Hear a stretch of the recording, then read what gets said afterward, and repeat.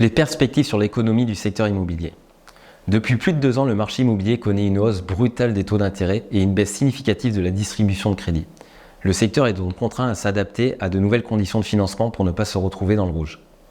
La nouvelle politique monétaire de la Banque de France pour lutter contre l'inflation aura eu comme conséquence de faire monter les taux d'intérêt en flèche, notamment à cause des changements de calcul des taux d'usure.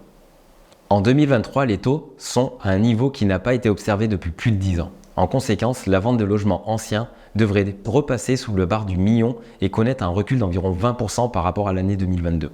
Autre conséquence, la quasi-totalité des grandes villes françaises connaissent un recul important des prix de l'immobilier, avec une baisse qui n'avait pas été connue à un tel niveau depuis 2015. 8,5% à Bordeaux, 8% à Lyon et 7,5% à Paris. Le prix du mètre carré dans la capitale est ainsi passé sous la barre des 10 000 € en moyenne. Côté location, le début de baisse ne semble pas suffire à compenser la diminution de pouvoir d'achat immobilier des particuliers. Ainsi, alors que le nombre de biens à la vente augmente, le nombre de biens à louer diminue. Baisse de 18% en 2022. Toutefois, quelques perspectives permettent de rester optimiste quant à l'évolution du marché. Les banques devraient reconstituer leurs marges au cours de l'année 2024 et cela devrait permettre d'octroyer des crédits plus aisément. De plus, un retour vers un niveau d'inflation plus acceptable d'ici à 2025 permet d'envisager un retour à la normale du marché immobilier.